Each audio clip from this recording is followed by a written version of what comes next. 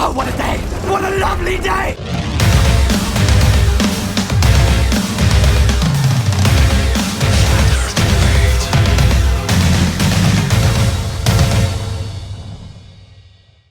Welcome to Flat Earth Debate, Uncut and Aftershow.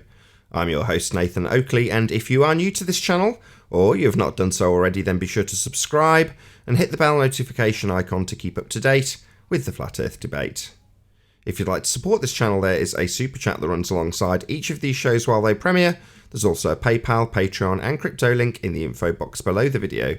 Speaking of Patreon, I'm going to do a quick shout out to all of you who do support me on Patreon. So a massive shout out to Abraham Mohammed, Adrian Quintana, Alistair Main, Billy Highvault, Bern Factil, My Stomach is as Flat as the Earth, Chow Young Cat, Dank, Dave Rakia Gafford, David Wayne Foster, Edwin Johnson, Erwin Jennisons, Felix Hung, Fireball X, God Rockin, Henrik86, Geronism, Joshua Balsimo, Kirsten Smith, Liam Nedrick, Life is Short, Matt, Nagara, Naibai, Qatar Craig, Reinhardt, Rene, Sally Ballis, Silver Umbrella, Skeptic936, Texas Mike, The Flat Earth Sun, Moon and Zodiac Clock App, theflatearthchannel.com, Tina Baker and Tom Hawkins. So a massive shout out of appreciation to all of you for supporting me on Patreon. Now, we are joined by a few people in both Discord and G Plus panel, so I'm going to raise the mic on them. Hopefully I'll get some of their attention. We shall see.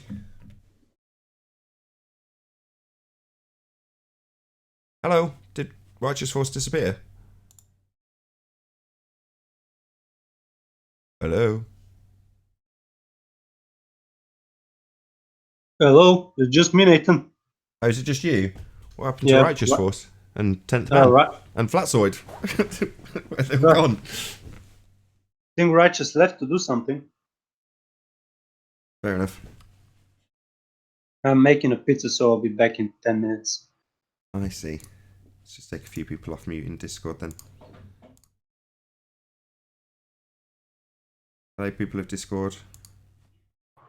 Hey, Nathan. Hello, good to have you. Good morning, Nathan.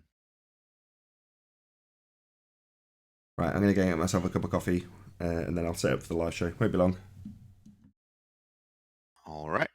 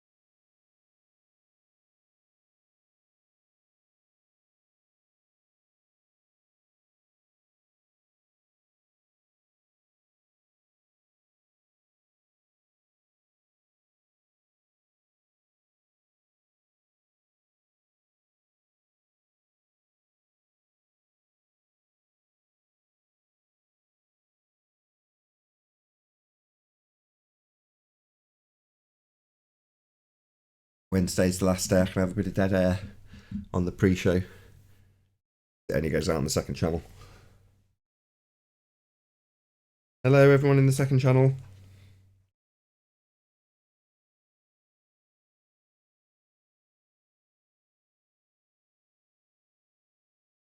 I can plug my sounds from making the pizza.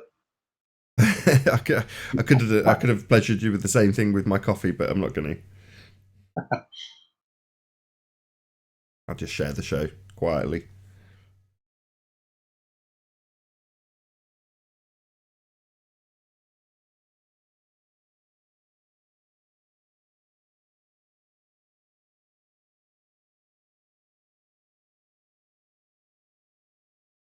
Sleeping Warrior, 46 minutes ago.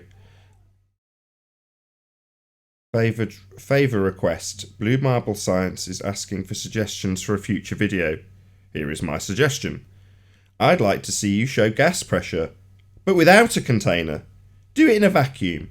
Get a bell jar, vacuum, evacuate it, and then demonstrate gas pressure. But no balloon, and definitely no pipe. If you can't do it, Tell us publicly that you can't do it. We know he can't do it. Tell us publicly that you can't do it. Yeah, we know he can't do it. You can't have gas pressure without a container. Riley's FE bar for real scientists. It's on Winners Street in the Victory City next to...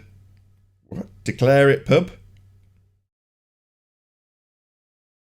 Oh, next to the Derelict pub. My eyesight's terrible. Next to the Derelict pub, the Globe. Good morning, all. Hey, 10th man.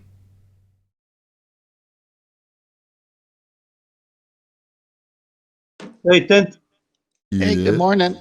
Morning.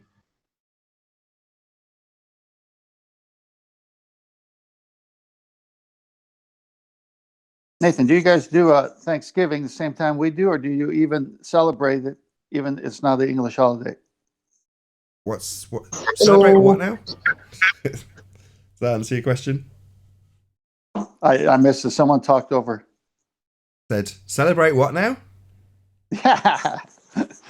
Well, people like to party and have family over, so people celebrate other people's traditions at times. You never know. Nah, we don't celebrate 4th of July. We don't celebrate Thanksgiving. I don't blame you on 4th of July. There's a few others. Well, when I lived out of country. 4th of July not for us either. 4th of July's what? What's that? So we don't celebrate 4th of July either. It's Independence Day, isn't it? Independence from who? We won't say right now. But we'll have our own Flat Earth 4th of July, independence of the pseudo-lie coming. But you get 2 turkeys within a month of each other. It makes no sense. Well, not really. So if you're only a turkey, if you get 2 turkeys, you fall for the 2-for-1 price. But you can always have roast lamb or other meats. I see. Hey, that gave me a thought, though. There will be one holiday everybody will celebrate, and that's Flat Earth. I don't think they'll make it into a national holiday. Well, when we unveil the lie and people realize the nature of what they're living on, it's a cause for celebration, and it'll be worldwide. It might be on different days for different people, but it'll be the same celebration.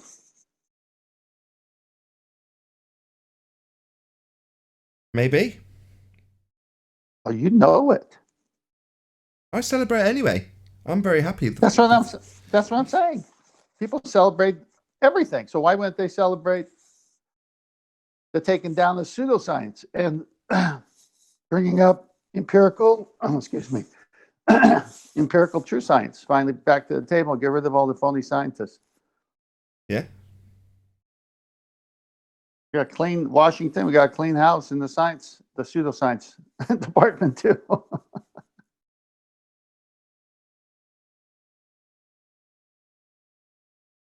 Speaking of which, the last couple of shows and many shows before, we're talking about natural law.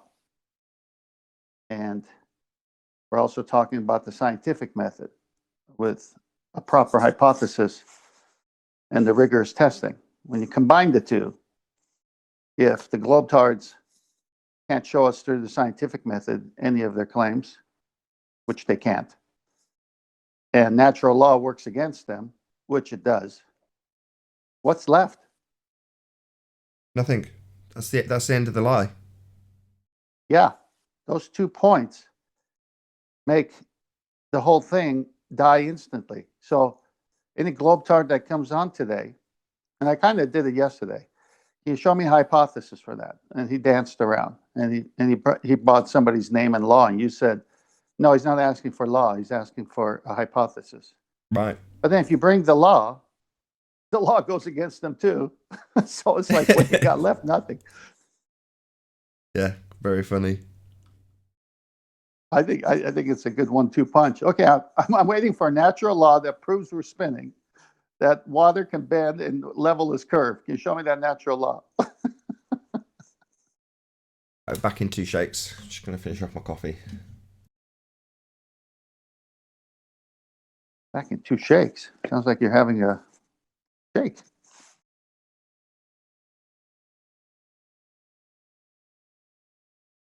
Hey, the one.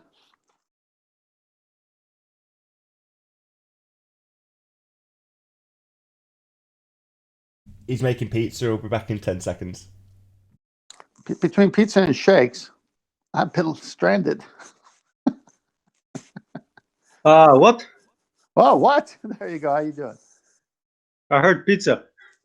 Yeah, that's your love.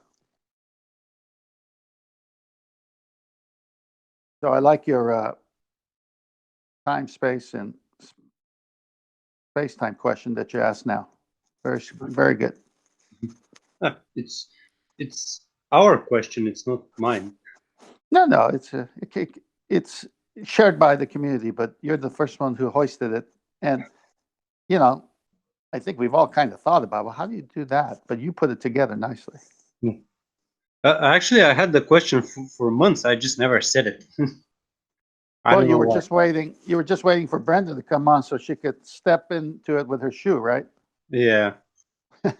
I hope she do not comes today. Don't not. Yeah. Well, it's a he, she. So we're not sure what's coming today. When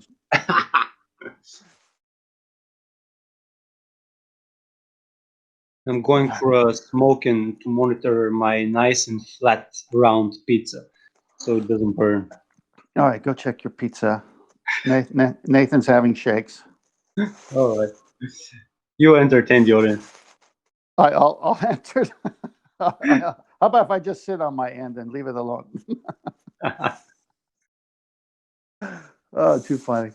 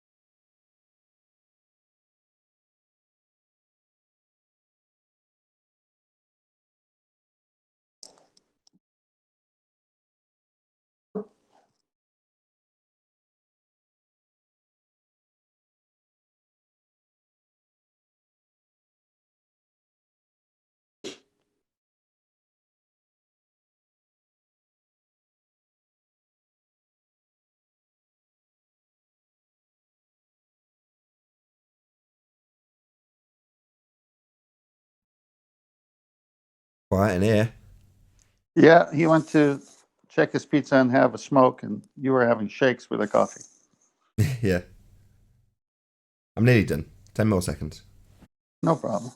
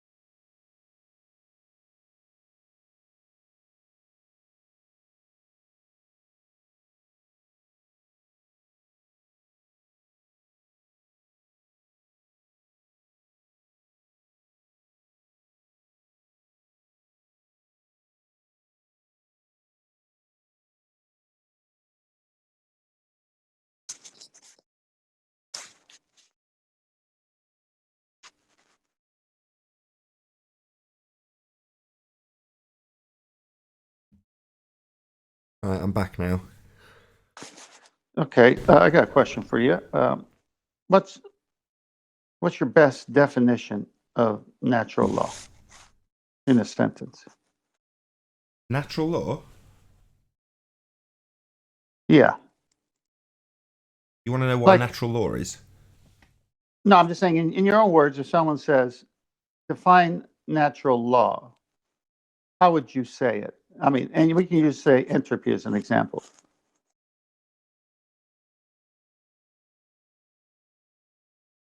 I suppose it's something that holds constant always in the physical and natural world. That would be the way I'd describe it.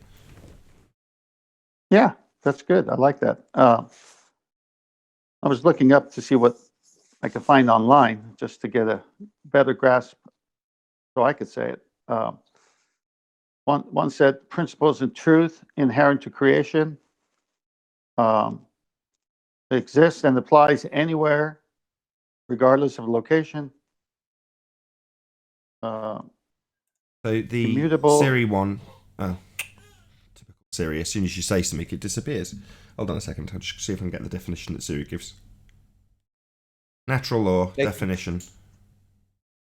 Nathan, are we recording? Hear that? A body of unchanging moral principles regarded as a basis for all human conduct. Are we recording, Nathan? Yes. Hey, Sleeping Warrior. Hey, Chocolate. I'm going to send you a message on Skype, Nathan. Just check Skype. Good morning, guys. Hey, Good Chocolate. morning, Chocolate. Yeah, so now that's interesting because that's more on the human side, and I agree with it because everyone intuitively feels they have freedom and they deserve that right of freedom. But depending where you live in the world, what kind of dictatorship or system of government, they take away your freedoms and you feel an angst because you know you should be free, right? Yeah. Okay, so now if we apply it to nature, natural law of nature rather than of a human being, for example, say what you said again initially. Can't remember what I said initially. Now I've been poisoned with the actual definition. It was something like things that happen or occur always in the physical and natural world, or words to that effect. I can't remember exactly what I said now. Yeah, so there's no need for a experiment, right?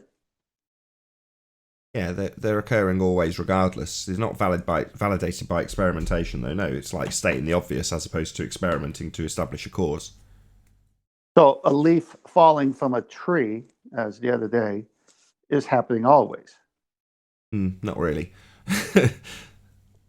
Well, when we're talking about when it's time for the leaf to fall, what would you consider always? Something consistent or always meaning all the time?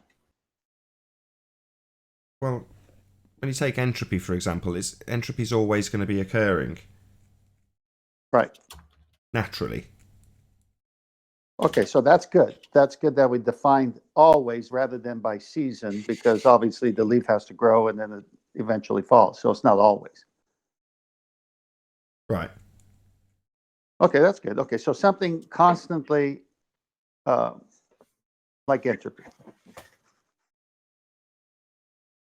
Something, just a description that is irrefutable. A natural world description that is irrefutable. Okay, right. It's occurring, is irrefutable. And now you want to go check out what causes entropy, because this came up. No, you So- won't be.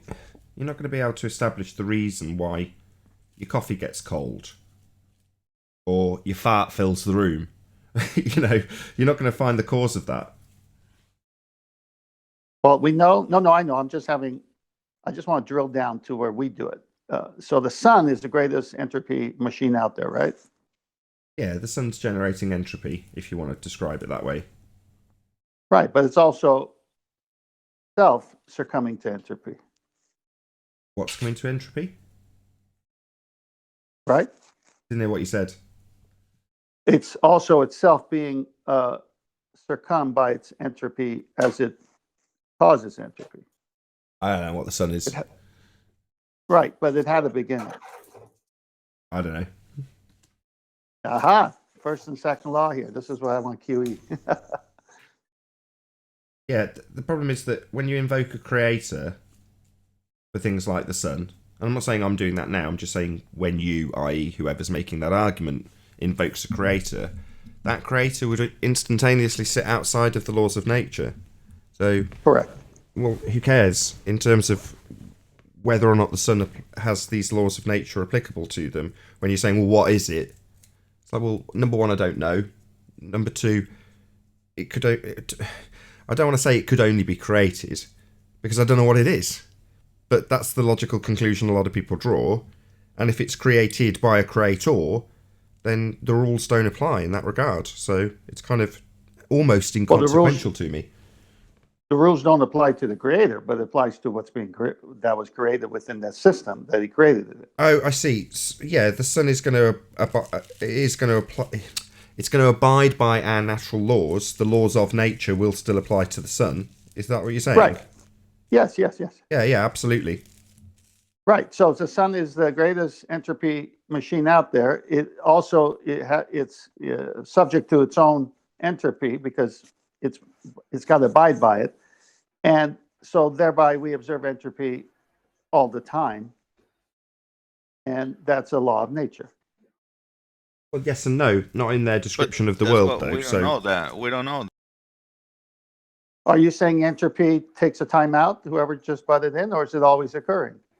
But I'm not saying we in don't what know case. about the sun, though. I agree. No, I'm not talking about the sun in that sense.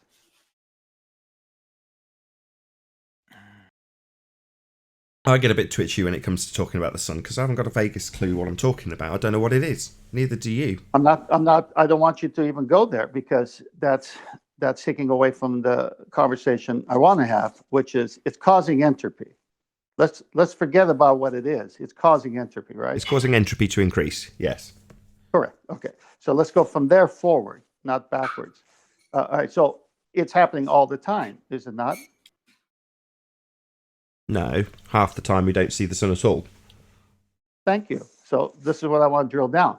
So when it's not there, is entropy still taking place by another form? Yes. Yeah. The law of nature still applies, even though the sun's not there. Yeah. With you so far. Yeah, my cup of coffee, my hot cup of coffee is still going to get cold at night. It doesn't matter if the sun's out or not. Hang on. If I leave it out if RC at room temperature, oh, it's going to be accelerating? Yeah. Yeah, you might have to chase it.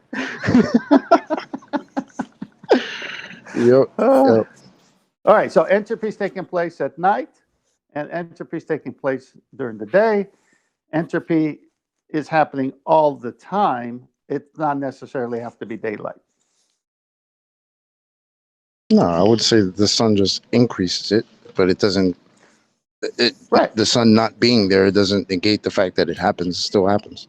Yeah, that's what I'm saying. So if you Everywhere, make always. a cup of coffee, if you make a cup of coffee or warm up a pot of soup, and you turn off the burner on your stove, what's going to happen? Is it going to stay hot or get cold?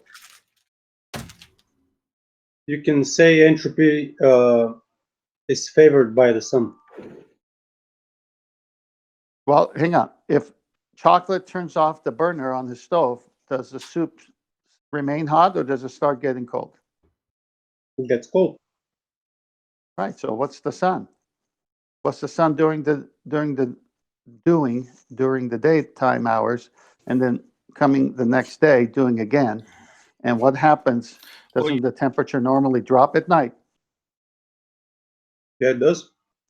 Okay. And so we have our own man-made versions of causing heat at nighttime to warm our homes, furnaces, or make a pot of soup. But then entropy takes place from our man-made heat, correct? Yes.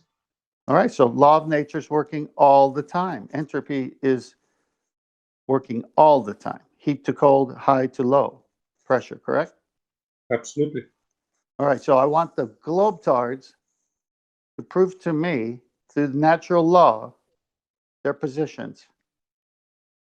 And if they can't, the only thing they got left is the scientific method. observe a natural phenomenon, and then give me a hypothesis, and then do your IV under controlled variables, and let's see if it produces a null or if it actually proves what your hypothesis is.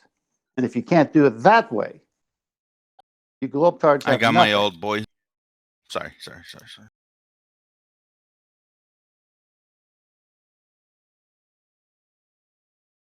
Well, yeah, they got nothing. That's true. Well, they have what we have. Clock, 20 miles. And They have don't to read work. and don't read into it. Nah, they, to them, it's not a clock. You know what it is to them, but it's not a clock.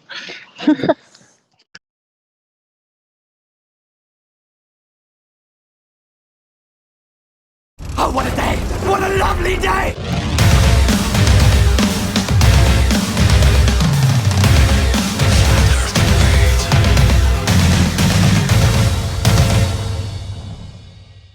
Welcome to Flat Earth Debate. Excuse me. Live.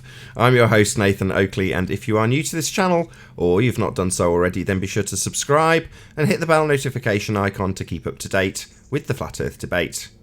If you'd like to support this channel, there is a super chat that runs alongside each of these shows while they are live. There's also a PayPal, Patreon and crypto link in the info box below the video.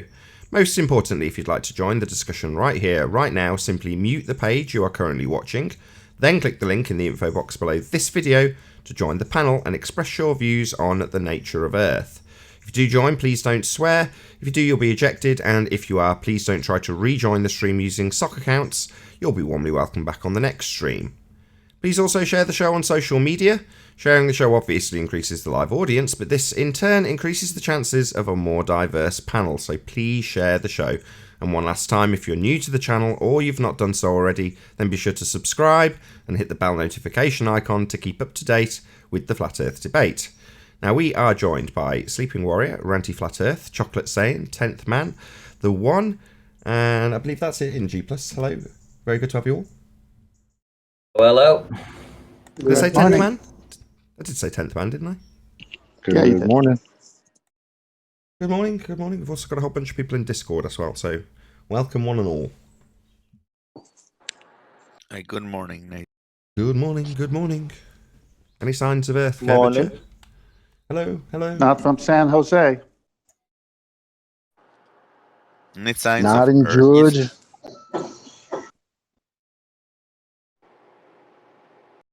No, I don't see any. Sorry. Any signs of axial rotation?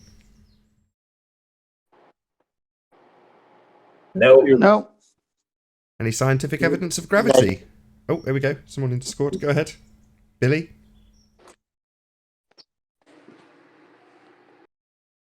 Have you left and rejoined, Billy? I can't hear you speaking. No, you're off mute. Any evidence of a self-perpetuating molten iron core at the centre of a presupposed spherical Earth? Nope. And there never will be, Nathan.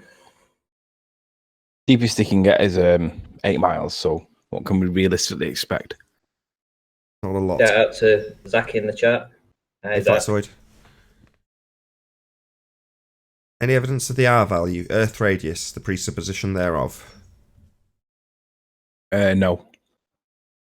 Hey, Adam. Nope. No roundness whatsoever. Did you guys catch Quantum Eraser's show yesterday? Anybody? Catch the what show? I missed it. It was really good. Really good chat. Adam joined halfway through, made it even better. That was good fun, wasn't it, last night? It was good fun. I enjoyed that conversation a lot. The only thing that gives them an R value, Nathan, is their perceived idea about what the horizon is. Indeed. According to Mr. McWesty in Two Space, it's based on the standard model. So whatever that's good for. Might as well do a few shout outs on that note, Chocolate. So this Saturday at 7 PM UK time, 1 PM Central Standard Time will be all new Ballbusters, and we will be covering pseudo McWesty 2 Space. So be here or be sphere on the Quantum Eraser channel. Also, for those of you watching live, No, it'd actually be those of you watching live or in the premiering stream, because this is going to go out before Ranty's show. So Ranty's got Brian's Logic on at 10 p.m. UK time. So be here or be sphere on Ranty Flat Earth channel. Couple of Thanks shows. very much, Nathan. Say again, sorry. Some knobhead. Yeah. Some knobhead. Wouldn't bother tuning in. Yeah. It's Brian. Brian's ace. What are you talking about? Oh, talking about me. Oh, you. Oh, yeah. We're not going to tune in for you. We'll tune in for Brian. Right. Where were we? Any evidence of any viable hypothesis from any of the fields of astronomy, cosmology, or astrophysics? Yeah, Danny Faulkner's never done a scientific experiment and he can't prove that he has. Do you know that for a fact? No, but I'm pretty happy to point the finger and challenge him, because if he's an astronomy PhD, I'd like to know what he actually has done, because he doesn't seem to understand scientific methods. So I'm going to claim that he doesn't understand it, and because he doesn't know it. To be fair, you've done that a couple of times before, and it's never failed you thus far, has it? You attack a pseudoscientist and say, you haven't got a clue about what real science is. And so far, so good, right? They don't, because they're pseudoscientists. No. Nathan, ask the last housekeeping question. I'm sat here with a bated breath. Come on. Any evidence that you can have gas pressure without the necessary antecedent of a container to press upon? Well, I might not have evidence of gas pressure without a container, but I might have evidence of an embedded confession. So I'm going to present some evidence to the panel, and I'm going to invite interpretations as to whether or not this is an embedded confession or not. So okay. Nathan, present my screen if you would. Sure. You're on. So this is my most recent video. If you've not checked it out on my channel, go and check it out. Give me a subscribe and a like or a dislike, whichever. Blue Marble Science, for some reason, came up in my community tab comment things. I don't know why I'm not subbed, but he came up.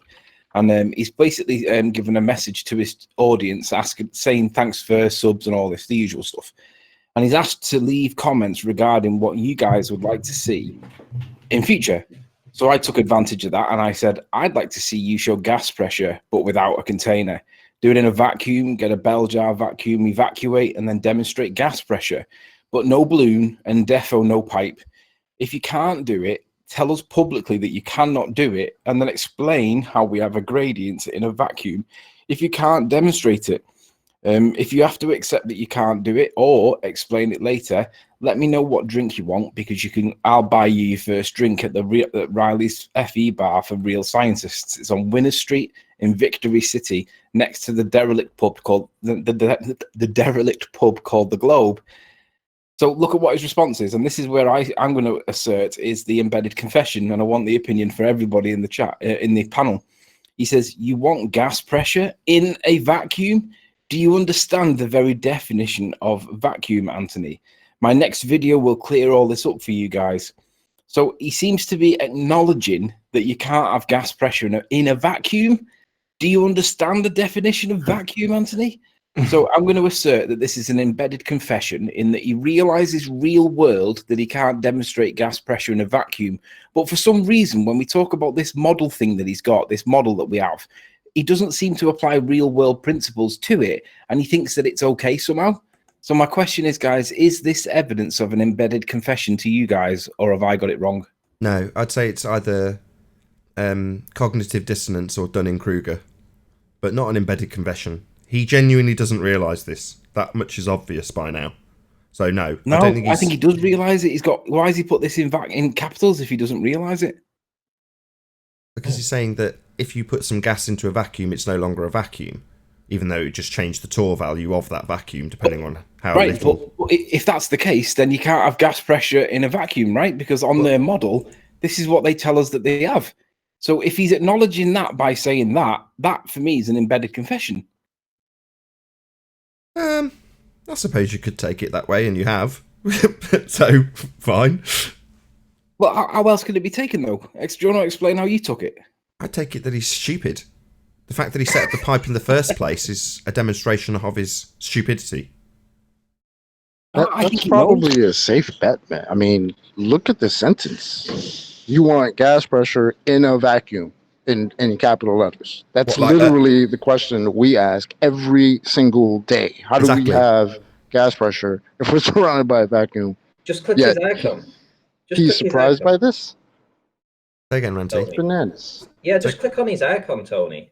And what's his icon? His icon is a ball Earth surrounded by gas pressure inside a vacuum.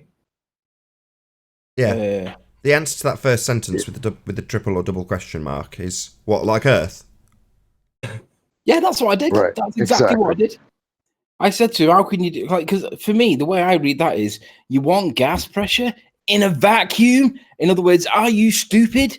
That's the way, because he's shouting it, isn't he? So, and then when I remind him that that's what his model is, gas pressure in a vacuum, that's what he's telling us is stupid. So for me, it seems that he realizes that this doesn't happen in the real world, but for some reason he gets a suspended animation in his mind because he thinks it can happen in his model.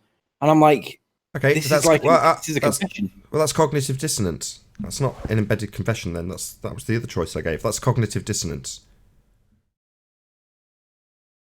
I think he really. Yeah, I don't even think he realizes. I really do think. I don't want to just blatantly state out that he's just stupid, but I mean, this is very. It's stupid. Like, this is literally our point. His statement, Chocolate, it's almost like he doesn't recognize that in his question to Anthony, as well as it being a question to Anthony, it's a description of his model. Yeah. Yeah, that's the way I took it. That's how I took it. That's why Nathan's point of cognitive dissonance makes the most sense. It then even says, do you understand the definition of vacuum? Like, yeah. This is the reason we're asking this question every day. How are we breathing right now? It's quite if we're surrounded by a vacuum. It's actually quite a multifaceted statement because it's a bit of Dunning-Kruger, it's a bit of cognitive dissonance. You could also, as you have, claim it's an embedded confession, but it's also a burden of proof reversal fallacy and projection, all rolled into one little sentence. So he's projecting his own ineptitude onto you. You want gas pressure in a vacuum? No, we don't believe that's possible. It's a law of nature, you stupid redneck. But that's what we're asking you for. Why on earth would you project it straight back onto us? Because you're inept? Yes, that's why. Yeah. Well, that was my evidence for an embedded confession. So no, we haven't got any evidence for gas pressure, but we do have evidence that these ballers do now understand the contradiction in terms, because this guy thinks that you can't have it in a vacuum in real world, but for some reason it gets suspended when we talk about the model. So shout out to the idiots in chat that think that this Blue Marble Science guy demonstrated gas pressure without a container when he put his pipe up his side of his house. I just want to read something out, guys. The surface of Jupiter. When scientists call Jupiter a gas giant, they aren't exaggerating. If you parachuted into Jupiter in hopes of hitting the ground, you would never find firm landing. The atmosphere of Jupiter is 90% hydrogen. The remaining 10% is almost completely made up of helium, though there are small traces of other gases. Now, that is gas inside a vacuum. Yeah. What's keeping Another it violation. here? Nothing. It's total bollocks. It's just a made-up just so story about a light in the sky that, based on the story, violates natural law. By the fact that he brought the can of gas to do his so-called pseudo experiment proves the cognitive dissonance. He knows that the gas he used was already in a container. So he had that can there with the hose going to the apparatus. So he sees it, but he doesn't connect it to the question, how can you have gas pressure without that can? And how is the gas of Jupiter violating the second law of thermodynamics? How is it doing that? It isn't. It just isn't a gas giant in a vacuum. The sky is not a vacuum. So they're just so story. I know it's a physical. I almost said physical light. I know it's a light that we can actually see in the sky, but making up a story about the light in the sky being a violation of a natural law doesn't make it a violation of a natural law if they come up with an excuse for why it's violating that natural law. It isn't. Their just so story is just a just so story. Yeah, but what's giving the gravity? What's giving the gravity to the gas of Jupiter to hold it from being sucked off into space? from being sucked off into space? Where, you know, what's the gravitational pull? What's causing that? What's gravity? What are you talking about? Gravity is a concept. It's not doing shit. It's a hole in space. And Mobius in chat says 90% hydrogen, yet a permanent eye. Yeah. Good one. You're referring to the semi-permanent storm that's on Jupiter, right? I think that's what he's referring to. Yeah, you got storms that are moving around, but they're not a slightest bit affected by the vacuum. Yeah, because that makes total sense. Space is fake. Yeah, any claim that comes from that region, in this case, the description of a light in the sky based in that region, is automatically bunk.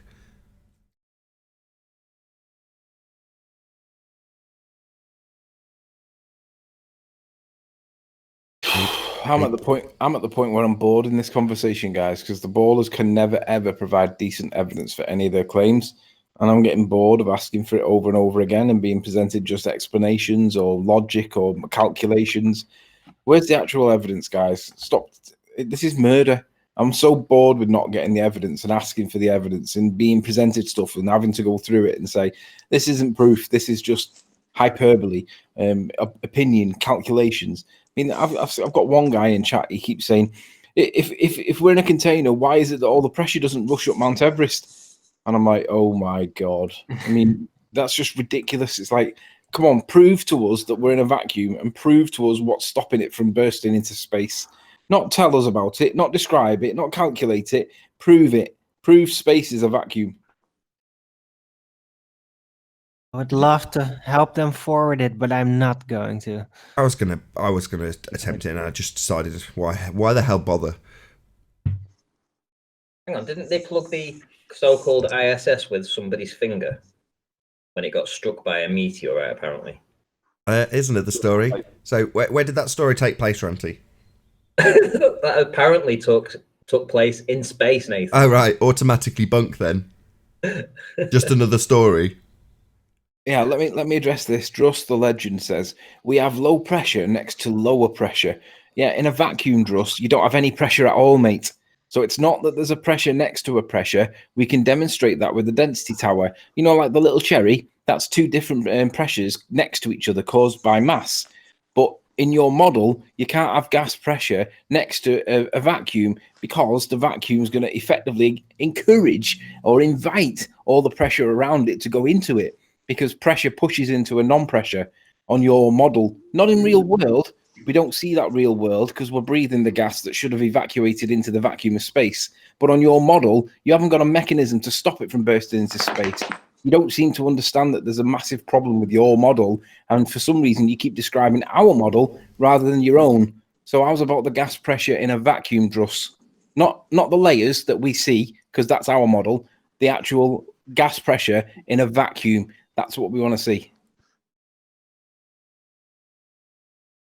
With a cherry on top. Yeah. You're not seeing it. Is there any globs in? Yeah. The good thing, Anthony, is that the Danny Faulkner incident raised the game, so we don't have the normal globetards who come here with their silly arguments, tying up the show as if they're the experts. We just went above them. Neil deGrasse Tyson, with his stupid analogies that prove our side and not his, he won't talk, so he's in absentia because he knows what will happen. Danny Faulkner fell into it and then cited Hillbilly Blue Ball, so we caught him in the net, and now he's in trouble because all we got to do is just put these things out and then see if another big fish comes to the rescue, and then they'll fall in it. But we got to attract bigger fish. We are winning. That's why we're winning.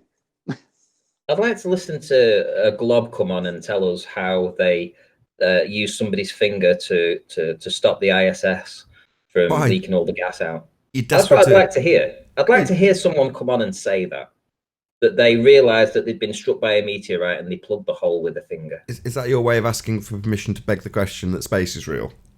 Absolutely, Nathan. It's so funny listening to these. Maybe we should have it. Maybe we should have a day where we just like let them just beg the question. Play with ISS slipping back, bubbles. You're slipping Like back. Riley said, they have no arguments for anything. It's getting boring. Well, that doesn't matter. It's chocolate. Chocolate. Let's go into Narnia and destroy So it the too. globe eventually won because we got too bored. That it? Yeah, we can go into Narnia and destroy it as well.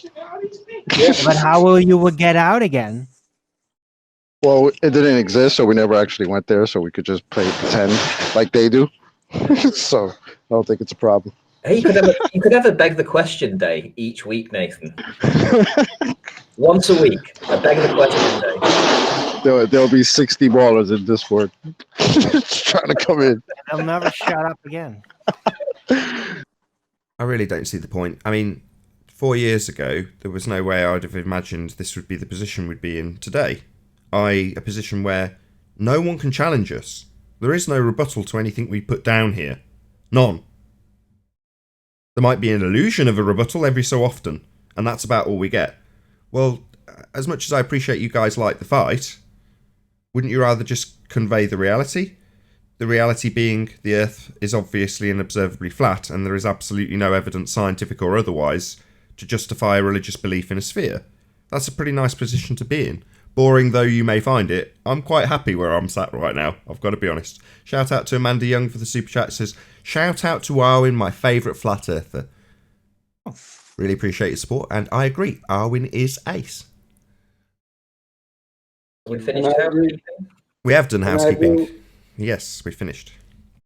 And I agree with you, Nathan. It's just, let's cut the crap, cut the bullshit. We've heard enough.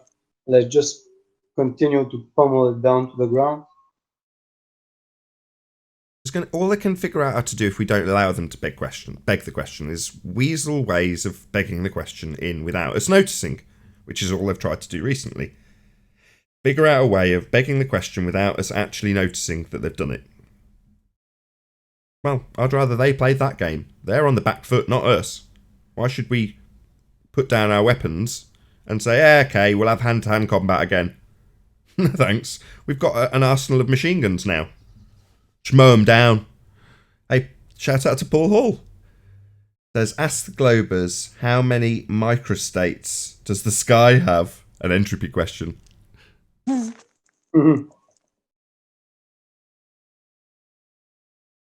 Any globs want to answer that question? Ranty's up for begging the question that space is real. Wants to know how you can plug the ISS with the finger. Any takers in the Discord server? And the Paul Hall one as well. Just let me say, Brenda, if you're coming, at least bring some donuts, please. Well, you know what? Bring the donuts, the shoes, everything. Hold on. If you're actually gonna beg that question, Ranty, like how could that be possible? Then I'm starting to think like in the movies, right? Like Gravity. It's like, oh, there's a little scratchy on the surface of the thing, and it all explodes in all directions. So how did they manage to just? Couldn't they in the movie Gravity just plug the hole with their finger? Sorry, I will not appeal to gravity. I will appeal to aliens. Okay, and in Aliens, the hole in the ship literally sucked the alien out of the ship. It's an appeal to aliens fallacy. Arwin is ace. The J is silent. Harvin. Yeah, right. Thank you very much for the super chat. Really appreciate your support, Awaken Narrative. And you are right. Arwin is ace. It's okay. The J is silent. Harvain. Arwin, or Arwin, whatever you want. There's no I outside of the Netherlands. Maybe in Norway or something. Hey guys, do you remember like 5 years ago when we all thought like the world is a flying ball and we were discussing that thing, what was it, gravity or something to that effect? You remember that story? No. No, so such a long time ago. This show will never run out of content, and the reason for that is if they stop coming or they're tired of their pseudo claims, We just take everything that the pseudoscience community said that they adhere to the scientific method and destroy them one by one. Strip them of every claim that they ever made when they can't prove that they followed the scientific method. That's the bigger fight, bringing down this false academia. Oh yeah, true. Because they're teaching our kids lies. And something I want to tell the Globers is that, do you realize that in the moment there is hundreds of thousands, and if not millions of kids that will be taught that Earth is flat, they'll be taught the scientific method, they'll be taught all the bullshit that went on.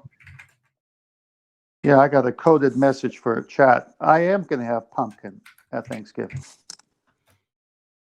How dare you? Or something.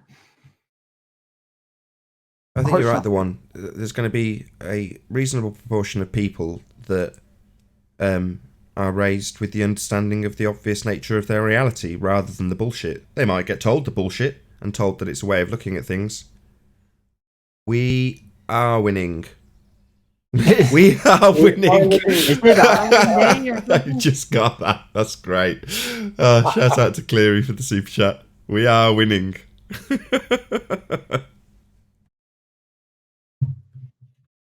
I'm not looking at the chat. Did he spell it? Did he spell it with Arwen? Yeah. Oh, he did it That's right. cool. All right, cool. We are win, and then dash ing. Did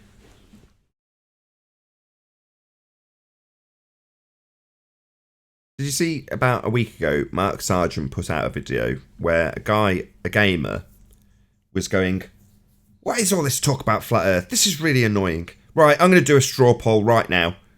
Who thinks the Earth is flat?" And then he put in the chat, option 1, Earth is flat. Option 2, Earth is a sphere. And it came back 50-50 from his audience.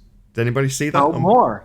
No, he got like 60 eventually. 60% was 4. Yeah, and do you know what? If it was anybody in this conversation that was doing that, do you know what would have happened? He'd have said, "Nah, stuff that. We'll do it again. Now let's redo the test and let's get the result that I want." And then they present that one, and then they ignore the fact that it originally went against them. Yeah. So the test would change to: the Earth is flat because I'm a stupid moron, and the Earth is obviously a globe because I'm a rational person. Now vote. That reminded me for the other show, the parody, where you explain how it's proven that the Earth is a sphere.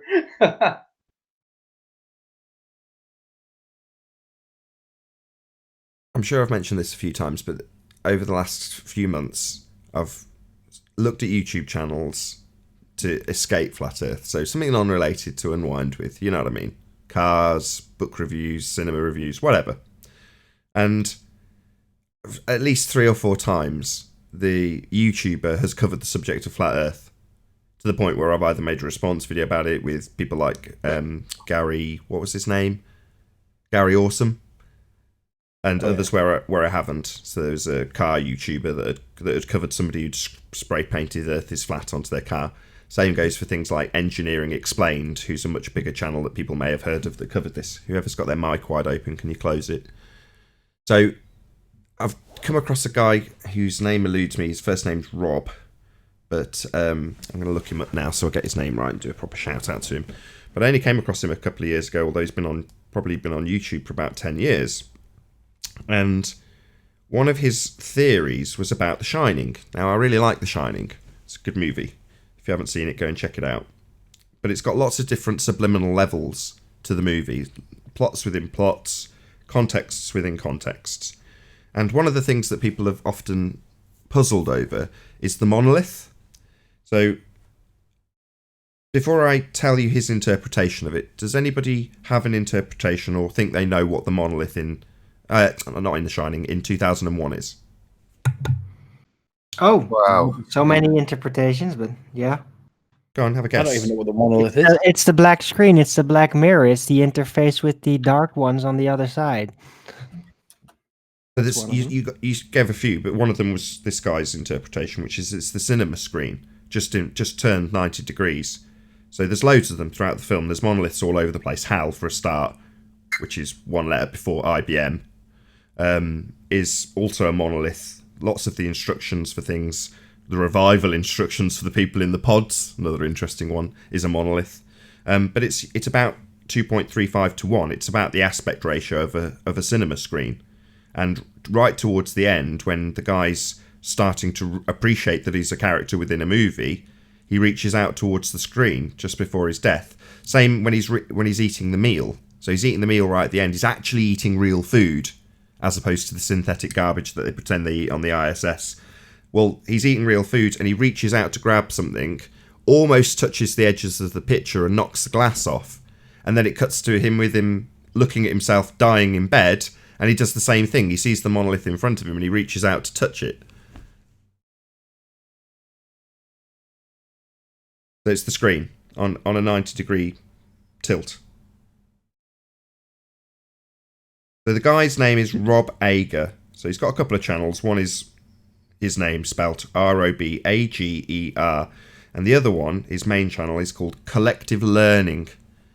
So he's got all sorts of interpretations for free on YouTube. He has got his website's obviously his main hub, and that's where all his paywall content is. But he does put out free content for people to check out on YouTube. So this morning I rattled my way through maybe 6 videos that he'd made on can you spot the subliminal message in this scene? And then he'd play out a scene and say, can you spot it? Well, I've got a real passion for subliminal messages. I love that kind of thing. It's right up my street. So I've fallen in love with this guy. Anyway, there's a reason for me telling you all this. It's not just a random recommendation for a non-Flat Earth channel. One of the first things I watched from Rob Ager was his criticisms of people who claim The Shining is encoded with fake moon landing information. So, like I say, it was one of the first videos. So I'm like, oh, straight away, here we go. It's going to be another story for the Flat Earth debate when the Globies aren't moaning. About another YouTuber that's just pissed me off royally because they've talked total nonsense about a subject that I'm obviously covering on my channel. But he didn't. He did a really thorough job, and he even made a disclaimer. He said, I'm not even going to say whether or not I think the moon landings happened or not. I'm just going to attack what they claim is their interpretation of this film, based on my interpretation and my study and my evidence. And I was like, wow, what a breath of fresh air. So he's totally and acutely aware that people are claiming the moon landings are fake based on subliminal messages within The Shining. But he's not even going to say, I think this is true or false. Just, here's how your interpretation doesn't stack up with my interpretation of this film. So like he's kept it hyper-specific to what he's an expert in and left the periphery. Coincidentally, we deal with a bit of that periphery, moon landing being fake, space being fake. And he's just ignored it and gone, oh, that's not my subject. So I'm not even interested in giving an opinion. I was like, I could have kissed him. I was like, right, subscribed. And I went and told my wife, I was like, this guy's just covered the moon landing because he didn't even slag it off, didn't even pass an opinion, but gave a really good dissection of the movie. Like, exceptional, in fact. The best I've seen. So he was very forensic about it and not personally his opinions and shit. Yeah, it reminded me of that guy. I'm sure I recommended this guy. I can't even remember who it was now that did it, but a guy had got a guy to go through the speech patterns of the astronauts. Do you remember me recommending that about 6 months ago?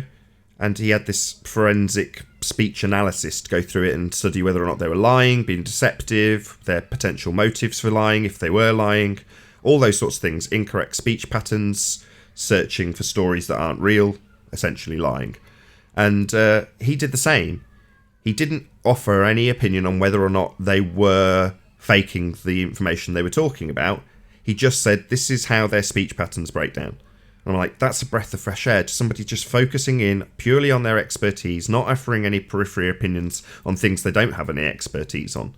And this was the same sort of kettle of fish. I like it when people are hyper-specific about their subject matter. That's why I'm a bit fussy with you guys when you're like, no offence to you, Anthony, you're like, oh, my dog's doing really well. Heartbreaking.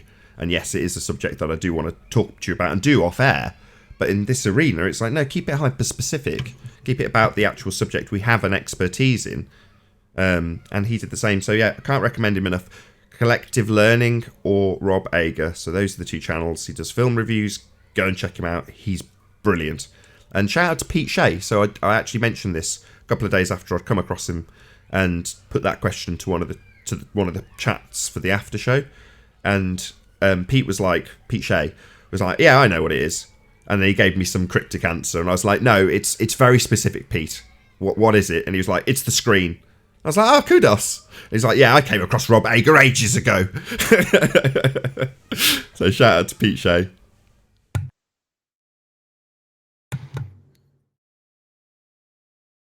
Damn, I haven't seen that movie.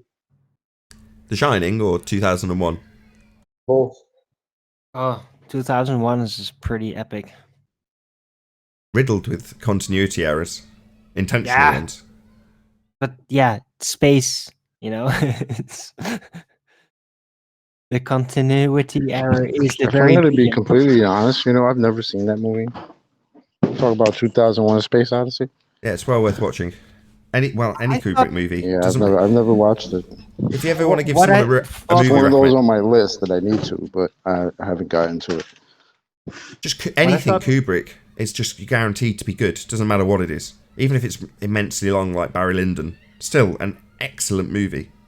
It doesn't matter what it is. Anything Kubrick's guaranteed to be good. Same goes for AI. One of my favourites. So artificial intelligence. It's not actually a Kubrick movie, although he spent like 10 years storyboarding the thing. But it's Spielberg that actually directed it. But it is a Kubrick movie. Most people are aware of that anyway. But nevertheless, AI, another fantastic movie. Yeah, AI is good. Hey Nathan, remember that incredible trickery scene where they were walking from a top-down view inside of a mini space station, going around a circle, literally walking it all the way. Remember how that was practical effect. That was amazing. Yeah, it's on a massive rotating stage. But did you know that as he's filming that, and you're seeing it just from what seems on the screen to just be different camera angles, he's actually completely changing the direction of rotation in what seems like a mere camera change, and moving positions of the set. So if you watch it carefully, it'll cut to a different camera angle, and you can, if you figure out orientationally where he's running in the opposite direction, with it spinning in the opposite direction when they cut between shots, intentionally. And like I say, some of I think there's like cabinets and it might even be beds. It's been a long time since I watched 2001. But on either side of the rotating station, and they move as they flick between camera shots. It's amazing. He's literally engineered in intentional continuity errors. Like, is that Coriolis thing? Not exactly. Just quick shout out to James Richard. Through the minds of men, Helios, Satan, has taken the position of Godhead and has been exalted, is it? Above the stars of God. Thank you very much for the super chat, James Richard. Really appreciate your support. No one's above God.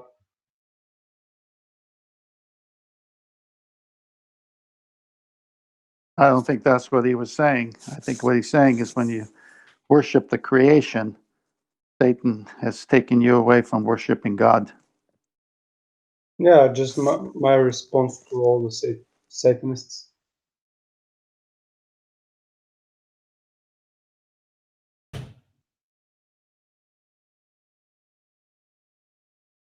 Well, it doesn't end well for them. Yeah, because we are winning all over the place. Or the plane, as you prefer. Talking about winning, why have you got a bee in your bonnet for the redneck retard at the moment, Anthony? Why do you want him to appreciate this? Or why do you want him to concede? Because he's put a video out entitled Gas Pressure Without a Container, and in the video there is a container. Now, if I did a video that said gas pressure without a container, what do you think would happen if I published that and then went back, basically doubled down on my assertion that there wasn't a container in the video? Do you think that A, I would be ridiculed forever, or B, it would be forgotten about because it's arguable either way? You'd be ridiculed forever. There's your answer for why I'm not letting it go. But have in mind, Tony, that Hillbilly Blue Balls will be ridiculed forever. And it's just starting. Say that again. hillbilly blue balls will be ridiculed forever, and it is just beginning. So, well, see, normally I would ignore it, but because Danny Faulkner has cited it as an authority for gas pressure without a container, it means that it's one stone that pulls them two birds out the sky. I'm quite comfortable with that. Oh yeah, that's awesome.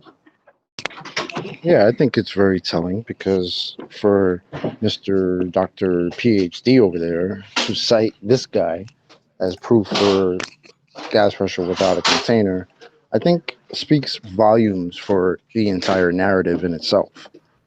Because this is what you had to pull out of your utility belt, something we've already destroyed and smashed 10 times over already.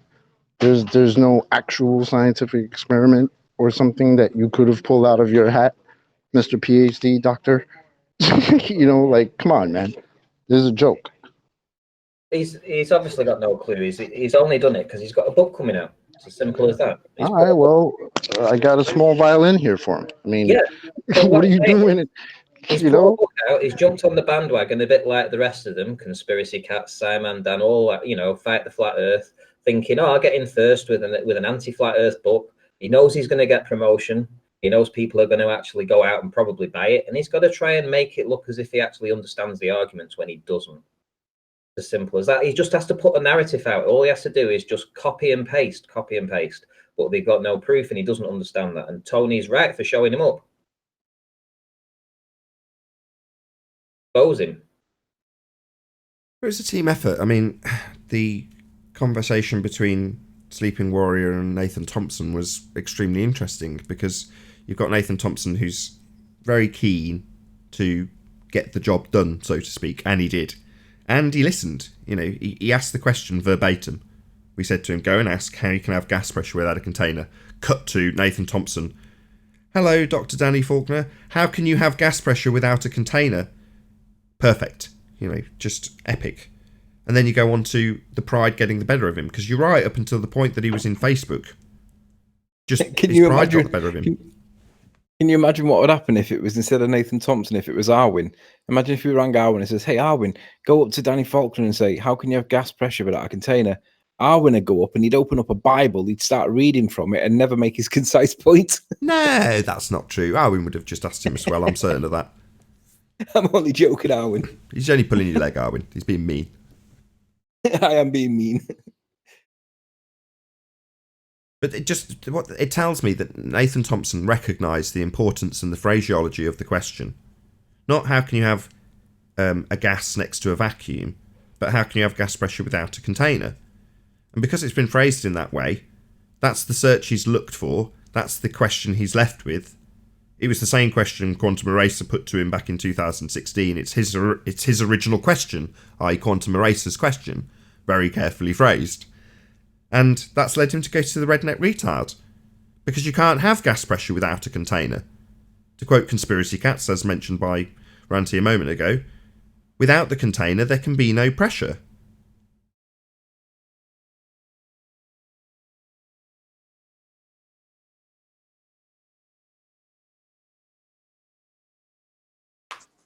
All very bad news for the PhD. Yeah. I mean, it's just almost Thanksgiving here in the States, and people are going to use a container to cook their turkey in, whether it's an oven or a big pot where they, fry it in grease or barbecue it. It's so many things need a container. And here, the most obvious, they can't see.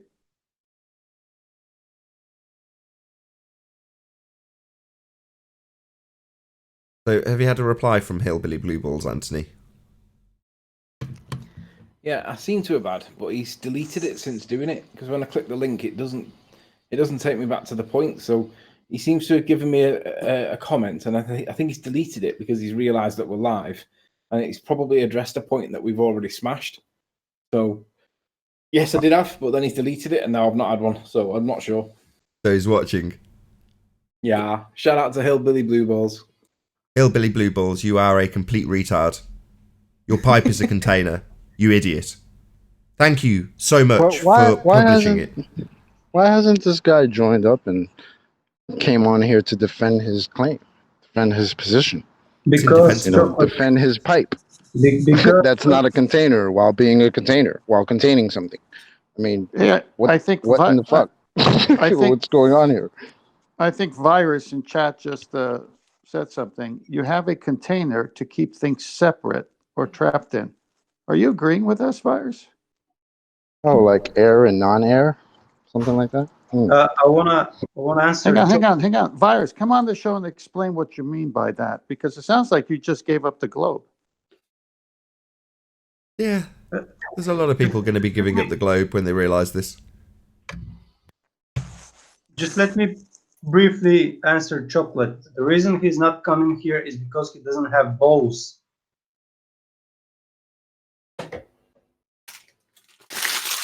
China balls, Cavendish How many balls. people are in the other chat, Nath? I think I've got a maximum of 17 in the live bit. So there's 17 globs in there. Something like Not that. a one of them are speaking of. Someone has here. Virus, I'm challenging you to come on and explain what you mean by you have a container to keep things separate or trapped in. Virus, bring your sphere experiments, please. Sounds like you're agreeing with us, Virus.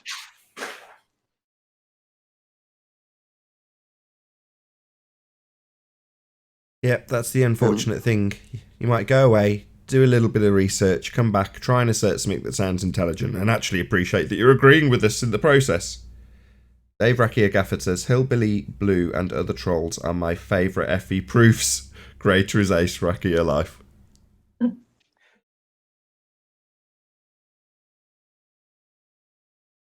Can't believe it took a turkey example to trip up Virus. Now he won't come on. Okay. Ranty, I don't think he was talking to you. Oh, was he not? Hey, Ranty, have you had a chance to do your drone?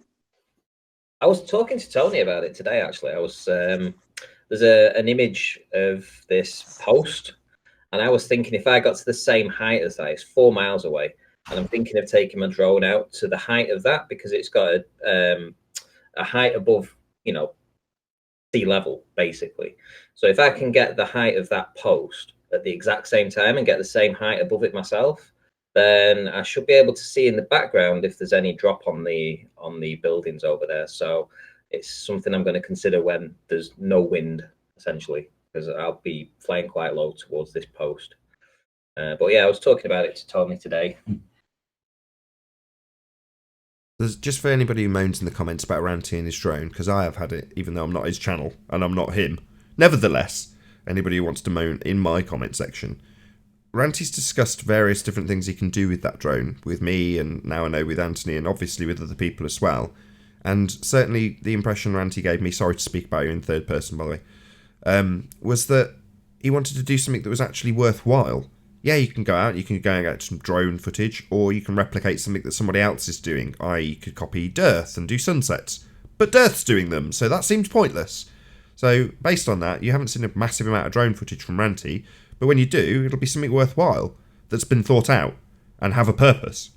So, I'm not in any rush to get Ranty out there giving us drone footage when there's plenty of videographers doing that. I'd rather he put some time and does what he said he's going to do and why he hasn't done some already. So, just in case anyone was wondering. Well said, Nathan. Well said.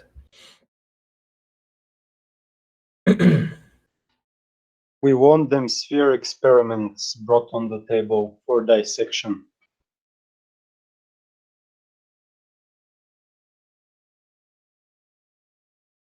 Oh, fake sleeping warrior in the chat.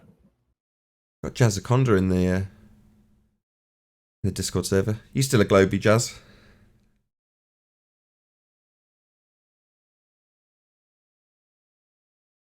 Hey, flat earthers, I think the Earth is a ball.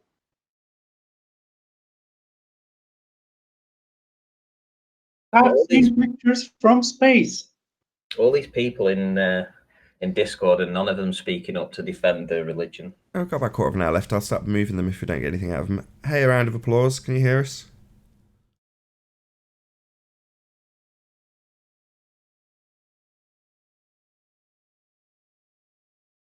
So if you're looking to join the show, now's your time to start moving people that aren't giving us any sort of response.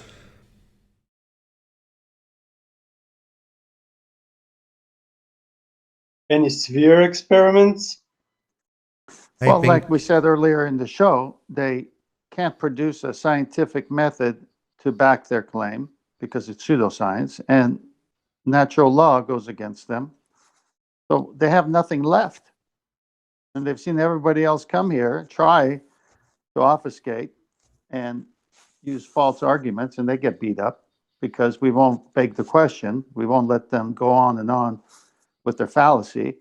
So it's like, wait a minute, to get on this show and prove the globe, I have to get my arguments down and I got to prove everything.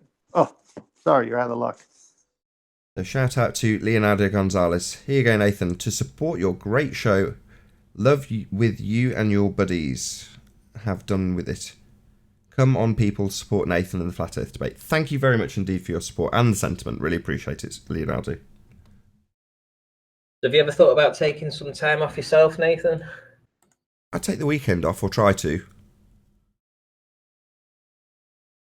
Yeah, but have you never thought about having a couple of weeks break or anything like that? I'm too poor to go on holiday. So, you know, God willing, with a few more super chats one day I might get to go somewhere. But no, I'm too poor. So, yeah, I do stuff though. I mean, I used to stream it before the new copper violation thing came about, but that won't happen. So, you know, this weekend we went to Birmingham Town Centre to seek out all these different Lego Paw Patrols that have been built, like out of actual Lego. And they were dotted all over the town centre. And it took, 2 or 3 hours to walk around. But it was good fun. And that would have been something I streamed. But I didn't, because I don't want to get in trouble with any sort of copper violation. This is definitely not for children channel. So there's no point in introducing the odd for children because I want to stream stuff. But, my point is I like making the show. This is a joy to me. So... Hey, Virus, you say in chat we're waiting on flat Earth proof. Really? You're on one. Yeah. Do you have any Sea proofs le- of sea level? any Oh, proofs hang of on, flat Brenda. Earth? Sea level. Hang on, Brenda. You'll have your chance. Virus. Sea level. Fluid dynamics. Seeing things that don't curve. You want flat Earth proof? You can't even show the curve. All right, Brenda, you got the floor. Oh, we've shown the curve repeatedly and stuff. You simply deny facts. That's all. So you're saying you've shown it. What have you shown? Yeah, that the curve is a real thing that exists. What curve? What curve? I'm sorry, two people were talking. Yeah, we both said the same thing. What curve? Yeah, the curvature of the Earth. Yeah, what curve? Yeah, the curvature of the Earth. I'll give you one more chance to give an example, then I'll kick you out. What curve?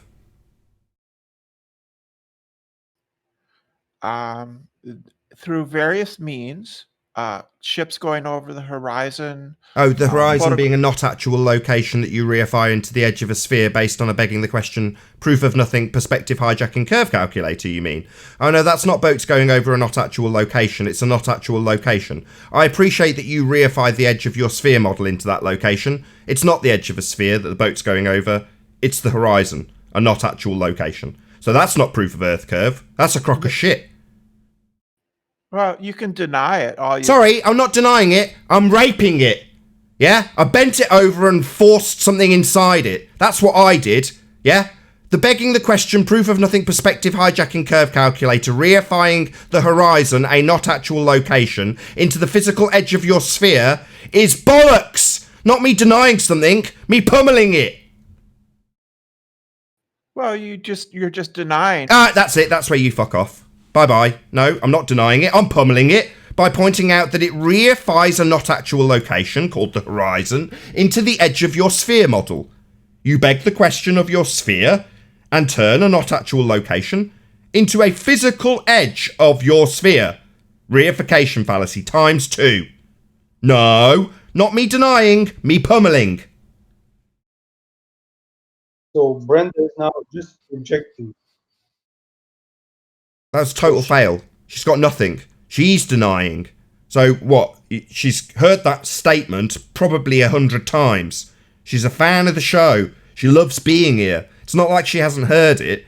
But what, she's going to say that we've shown over and over again that boats go over the not actual location called the horizon, and then say I'm denying it? What, denying that boats go over a not actual position? I'm not denying Jack Love.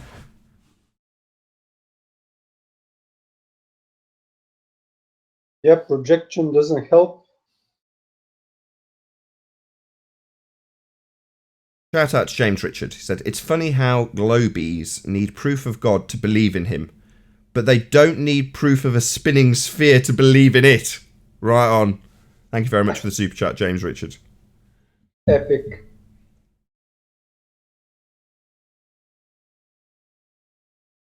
So that was, we are genuinely seeing a regression. I think it was Arwin or Ranty that said this yesterday. They've reverted back to boats going over the not actual location of the horizon. Wow. That's entropy is taking effect. It will start all over. What does she want from us? To regurgitate 2014 rebuttals? Well, no, you can bring it back with a bigger aperture, a smaller diffraction limit. In the lens of the equipment that you're using, it can go over the horizon, a not actual location, to your eye, and then be blatantly visible in a camera with a bigger lens. These are 2014 arguments.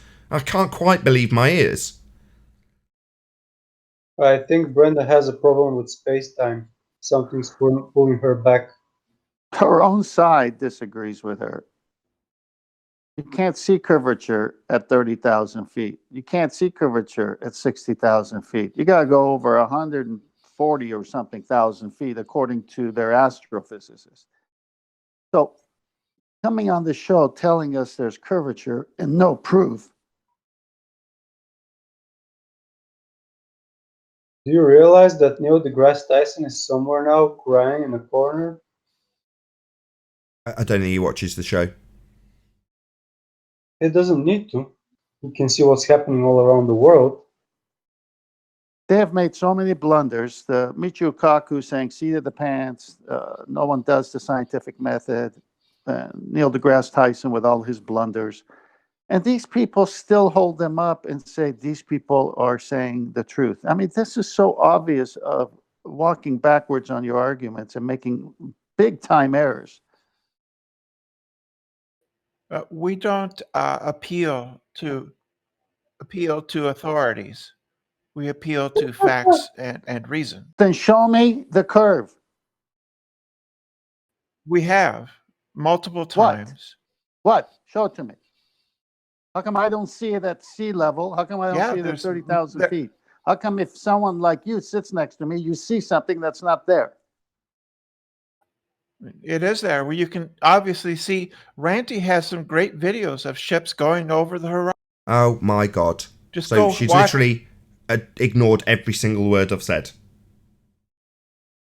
Same old bullshit. There's plenty of videos, plenty of proof of objects being But obscured. Brenda, you have by the nothing past boats going over the horizon in like the past, I don't know, 4 years you've been debating this crap? Like this is still what you got? He's rinsed and repeated. There are hundreds of photographs. Sorry, Brenda, do you want to address photographs do you want to address something I've said to you? Anything that I've said to you? Because you've ignored every word. Well, you just yell at people, Nathan. That's all you do.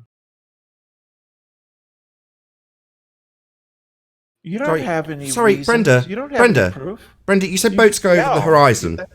Brenda, you said boats go over the horizon.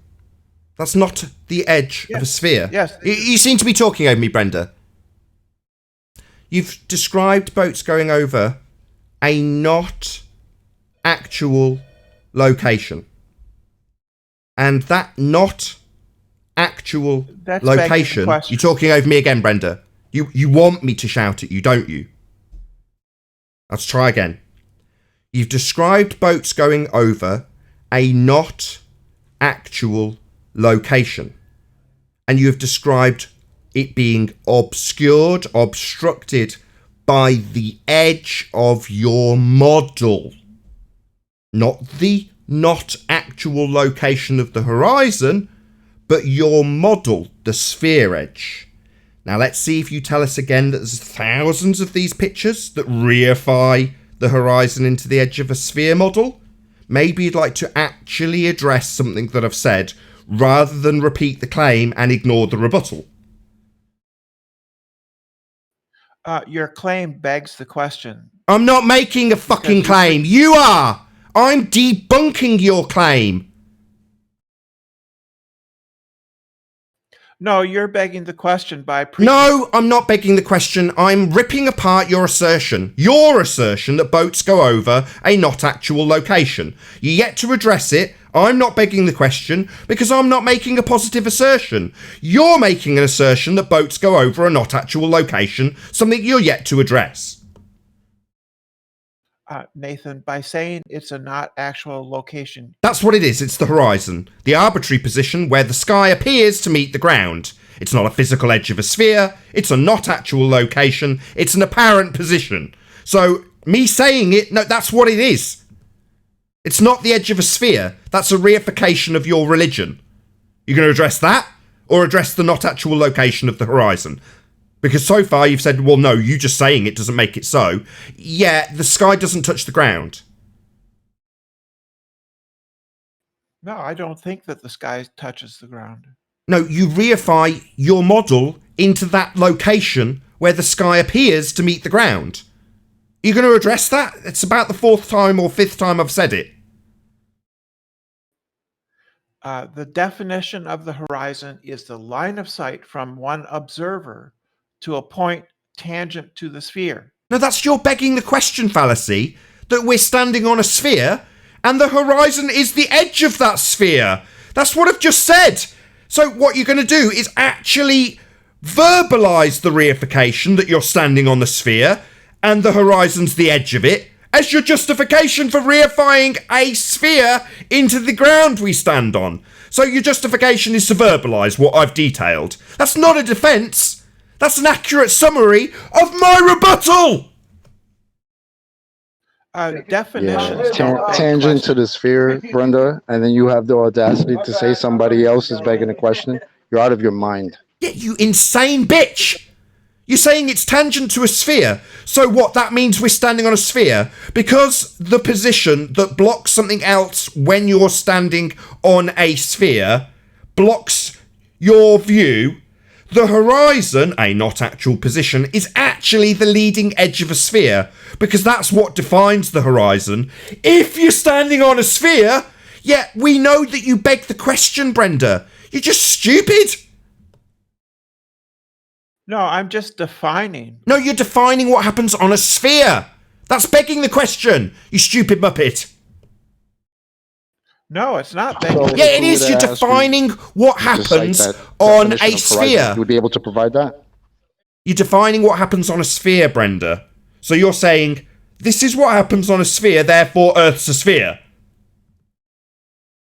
No, I'm not saying that. Oh, so it's not the tangent line to a sphere then? You're not saying that's what a horizon on a sphere is?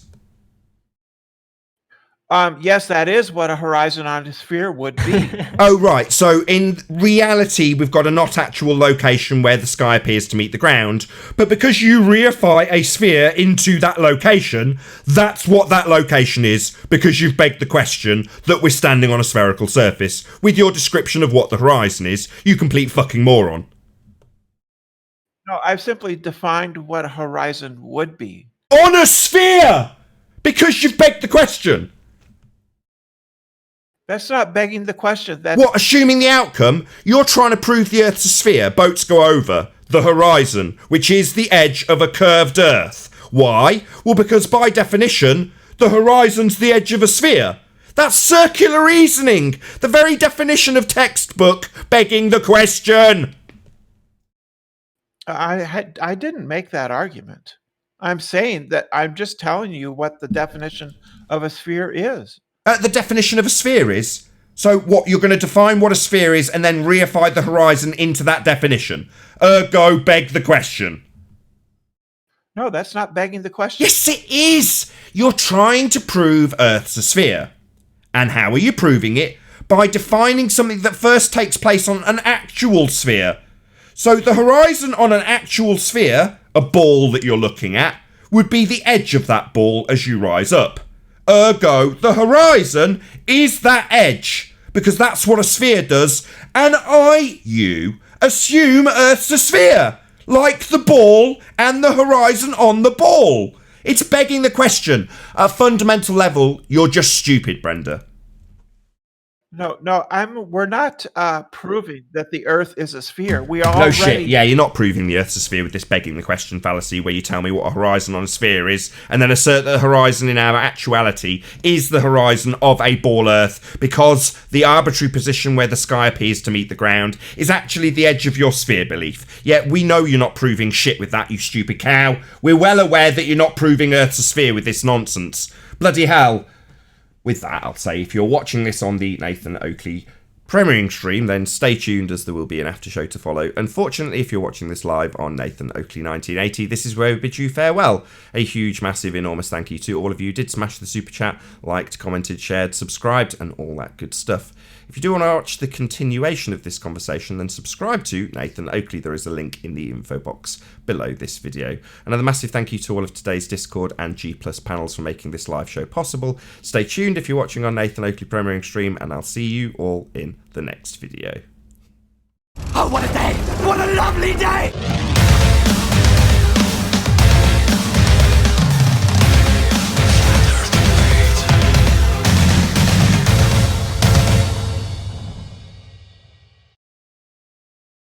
Have this conversation yesterday with the railroad tracks at the meeting together. No, we'll derail. Perspective has nothing to do with this question. Oh, sorry. Every single picture, every single video, every single eyeball that observes anything ever will have perspective accounted for in their view.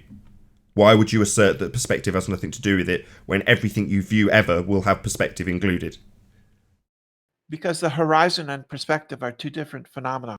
Sorry, the horizon being the diffraction limit would be everything to do with perspective. It's the point where the angular limitation is so severe that things disappear because they're too small to see. That's perspective. Everything to do with this. What is diffraction limit, Nathan? The limitation of an angle to the point where you can no longer resolve information. The diffraction being interference, where you can no longer resolve information. That point is limited by the angle of view. At a severely limited angle, you're talking, are you, Brenda? Asking me a question about something you clearly have just declared is irrelevant when it's absolutely accounted for by every eyeball of every living animal ever, and every camera ever, and every camcorder ever. But you, let's call you what you are, a total fuckwit, think it's irrelevant. I'm detailing the diffraction limit, the limitation of an angle that would cause things to have diffraction or interference. Interference being no longer able to be resolved. So if you can't resolve it, you can't see it. That most limited angle is at the horizon. The diffraction limit has nothing to do with perspective, Nate. It is perspective. She said science. It is perspective. The limitation of an angle. No. I'm still talking, Brenda. Your hand wave and then no over the top of me just pisses me off. Yet you've hand waved it and then no while I'm in the middle of talking. The angle that you view something at will reduce as it gets further away. That's perspective. The angular limitation, the point where something can no longer be resolved because it's too small, is also angular and also perspective. You're a fuckwit to declare that angular resolution limit has nothing to do with perspective. It is perspective. Fuckwit. Moron. Dumbo. Stupid shit. Idiot. No. Dumbo. Dumbfuck. Moron. Yeah, Brenda, unfortunately, like, No, the as you tried to diffraction No, have no, Nathan, moron, dumb fuck, you tried to have moron. Nathan define diffraction limit, but you still haven't correctly defined horizon. So you are I kind of a have fuckwit. Brenda, by your own standards, you would now be wearing a dunce cap in real class. Yeah, you're a moron, Brenda. You've just declared that an angular limitation, bearing in mind that the reduction of angle is perspective, has nothing to do with perspective. That makes you a declarable fuckwit. No, diffraction limit has even nothing on to a Don't tell me ball. what diffraction limit Even is, you on a stupid ball, dick. Yeah, exactly. diffraction would still take place and you would never see the horizon. Even if it were a globe. It would still be an apparent What is position. diffraction? Do you Interference. Do you know what diffraction is? What is Interference. horizon, I Brenda? explained it Still 2 haven't minutes ago. defined horizon yet. She doesn't listen to anything I say, and You then don't asks know me a what question that I've diffraction- just defined, and now she's talking through me. Yeah, it's interference. I've explained which it as the type point that you can no longer diffraction? resolve information optically, a limitation of an angle that will cause things to no longer be resolvable. Interference, diffraction, no longer resolvable. All of these things have now been repeated by me to this fuckwit who can't listen. I'd like Brenda, who's just asked that question, to repeat back what I've just described, rather than hand-waving it, saying no, no, no, and asking me the question 10 minutes from now. Do you understand anything that I've just said, Brenda? Are you so stupid that you can't comprehend something being repeated? Because that's the second time I've just said all of that. What you've said is just gibberish. Gibberish? Angular resolution. As something gets further away from me, its angle reduces. That's not gibberish. That's very simplistic English. Are you a fuckwit? Do you not yes. understand that as something gets further away, your angle to it will reduce? Are you so stupid that this very simplistic, basic English description is too much for you? Are you that big a fuckwit? Brenda, if you Not you, Arwin. performed like Not this you, on Arwin. some kind of exam, Arwin, I they'd wasn't asking send you. to the year Arwin, before that. Arwin. I'll have to repeat it. Thank you for that, Arwin. But the Are you that big of a fuckwit that you can't understand a simple description of an angle reducing as something gets further away from you? Which is what I've just described. You think that's gibberish, do you? Are you so mentally retarded that that's incomprehensible to you? That simple description of angles reducing with distance? That's incomprehensible gibberish to you, is it, fuckwit? But that's not diffraction. You said Sorry, the diffraction limit would be the point where that angle gets so small you have interference, diffraction, and you can no longer resolve the information at that angle. Also, clear, concise English. Are you so stupid that not only can you not understand that perspective is the reduction of angle, and the diffraction limit is the point that you can no longer resolve something at a given angle? Is that too complex for you, love? You're just fucking stupid. You can't understand simple English. You're thick. Brenda, why is it important for diffraction you to isn't understand diffraction? interference, Nathan. Why is it The why diffraction, is it the horizon is a diffraction limit. Yeah, what do you know? No, why it's is it not. important to The understand horizon diffraction? is a It is. tangent You know- line. No, it's not. Diffraction is the amount of information that's contained in a pixel, an Aries disk, basically. And when the Aries disk starts to overlap into the next pixel and affects the Aries disk next to it, that's when you start to get diffraction. And diffraction limit is breached when 50% or more is actually overlapping in the nearest Aries disk. That's when you can't recognize any of the information that you should be able to see. You lose the data. So when you say overlap... And that's what happens with distance. When you say overlap, you're describing Aries disks. Great. Overlap. That another way you could describe that would be one interferes with the other. Correct? Yes.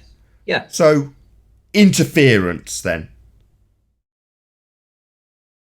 But why is that? So yeah, I mean, this is important for you to understand here, Brenda.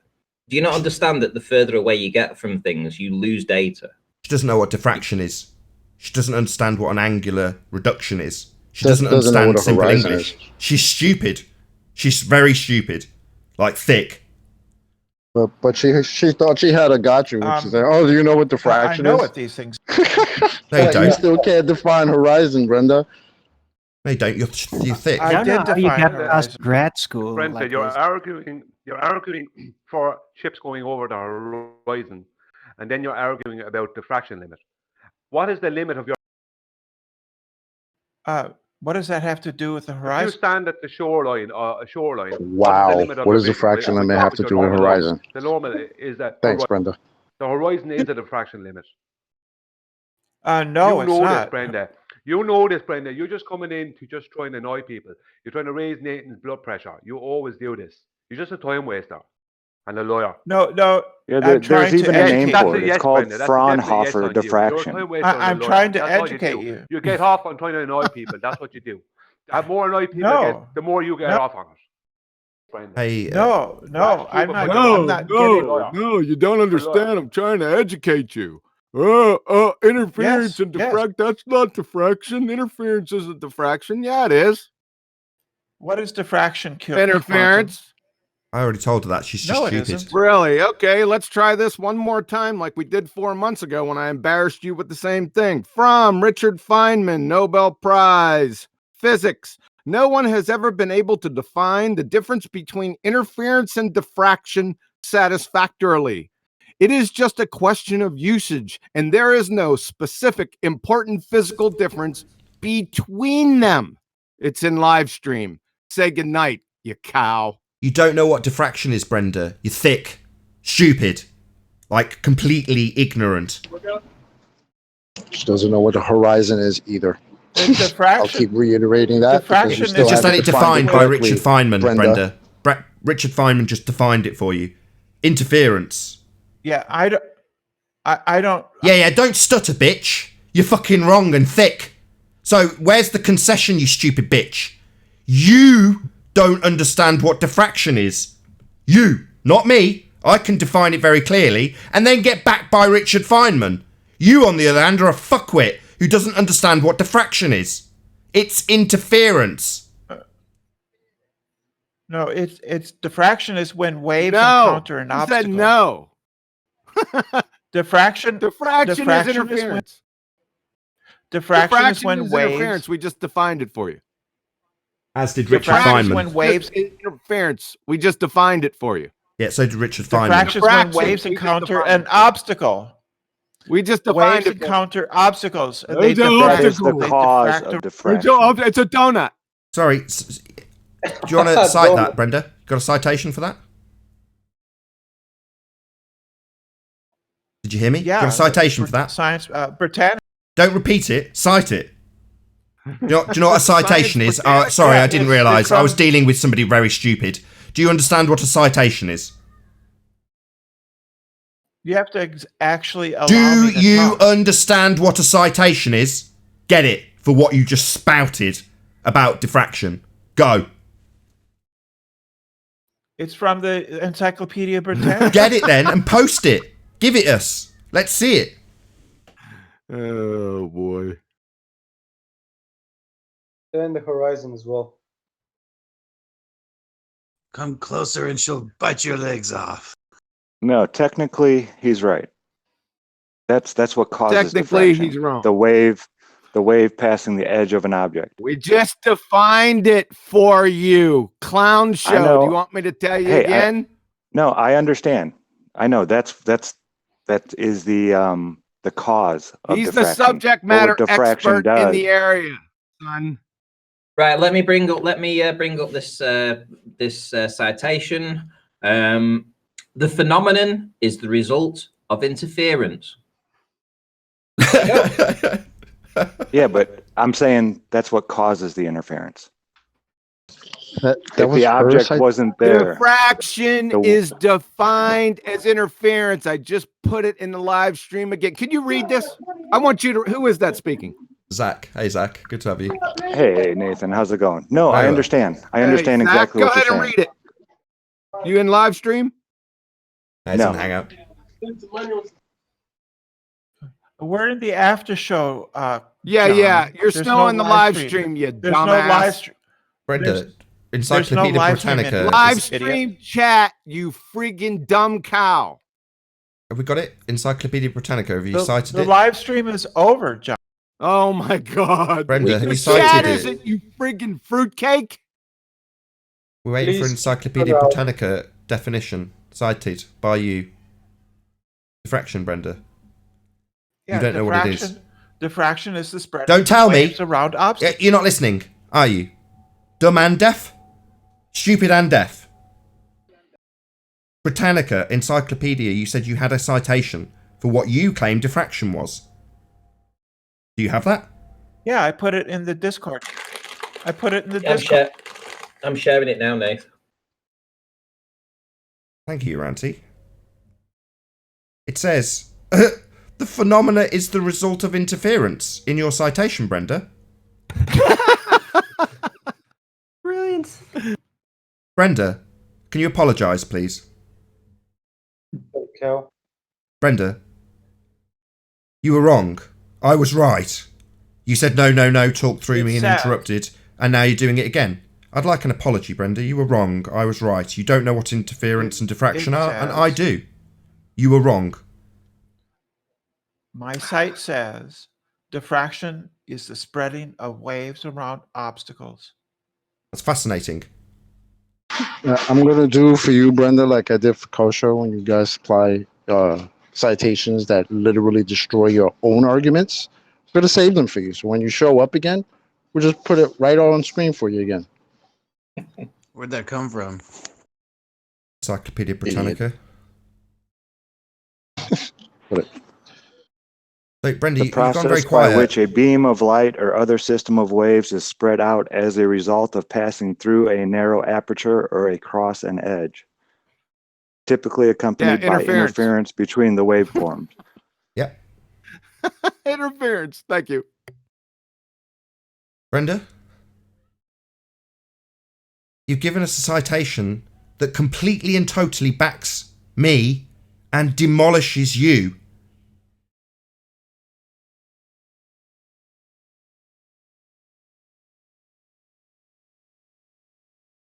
Sick religious zealot. Did you think you could just bully us into believing your horseshit, Brenda? Is that what you thought you could do, bully us all into believing nonsense that you spewed when you were wrong? Is that what you thought? Why did you come here to bully us with your bullshit, Brenda? Why did you come here wrong and assert yourself as being correct so often? Why did you do that, Brenda? Why would you want to bully us with incorrect information, assert your nonsense on us, incorrectly so, and argue with us when we're clearly right and you're clearly wrong by your own citation? Why would you do such a thing? Is it stupidity? I'm suspecting yes. It's because you're thick, right? So, Brenda, the angle that something reduces by, Brenda, would be perspective. Something you declared is not relevant. In this instance, it is relevant. It's also hijacked by your mathematics. They ignore all aspects of perspective, even though it's taken into account by every camcorder, camera, and eye of every human or living thing ever. So you were wrong on that score too, Brenda. You were wrong there too, weren't you? Every lens has a diffraction limit. Sorry, you don't know what diffraction is, you fuckwit. Don't talk to me about diffraction. You don't know what it is. So shut your mouth about using diffraction as defense, you ignorant twat. You don't know what it means. You came here to bully us about the incorrect assertion about what you thought diffraction was. I described it to you and you interrupted and said, no, no, no. Well, yes, yes, yes, Brenda. Yeah? Perspective is real. It's not irrelevant as you asserted. You're going to concede that as well? I never claimed that the perspective isn't real. I claimed it has nothing to do with the horizon. What, the diffraction limit? That limited angle? Perspective has People are laughing at you, Brenda. You realise that they're laughing at you. You realise they're laughing at you and why? That's a different question. Do you appreciate people are laughing at you? And if so, do you appreciate why they're laughing at you? Oh, I don't care about your opinion of me. It's not about you personally. This isn't an opinion about you. It's an incorrect declaration that you have made in regards to perspective. You've declared that it's irrelevant. It has nothing to do with this point where the sky appears to meet the ground. Coincidentally, the most limited angle in your viewpoint. But according to you, that's not perspective. It is. You're wrong. No, I'm not. That's a wonderful hand wave. Yeah, you are wrong, demonstrated by your own citation. Hello? That's why people are laughing at you. Correct. Don't just hand wave it with no, no again. That's what you did last time. Extremely silly at this point now. It's embarrassing, You're Brenda. actually probably the saddest global. Oh, here comes the ad hom. debater Hold on, out here, Chocolate. Brenda. I sense an ad hominem attack rather than a concession of her stupidity. She's going to attack us personally when she's just declared that this was about her. No, it was about your declaration, not you personally. Are you going to? Is that going to be followed by a personal attack on us, Brenda? It sounded like that was what was about to come out your mouth. Go ahead. Something about flat earthers, you have right? To actually allow me to. Something to about respond. flat earthers. This will be a stereotype once. fallacy and an ad hominem attack, I guarantee it. Because she's just said that we were attacking her personally. No. So that is her little segue to attacking us personally. So she's just said something about flat earthers. So let's hear your baseless stereotype fallacy and ad hominem. Go. Yeah, I don't respect you. So who gives a fuck? Get out of here and stop. I don't give a fuck. I don't care if you. I don't ask for your respect. I don't expect it. I don't care if you respect. You're nothing to me. I don't want your respect. But when you make an incorrect declaration, I will pummel it. It's got nothing to do with mutual respect or otherwise. It's about incorrect assertions that you have made. Brenda, but they're not incorrect. Nobody here respects you, Brenda. You're just a You clown. don't respect. Oh, you don't even respect there it is. yourself. There it is. You can't. There it You is. can't even respect yourself and be honest. But all you do is ever talk over. You just talk over me, and you just Brenda. don't let me get out but a single word. Oh, so we Brenda, didn't you get accused to hear Nathan all of about. saying diffraction. Yeah. You accused Nathan didn't of understand what saying diffraction is. We heard diffraction is not- plenty.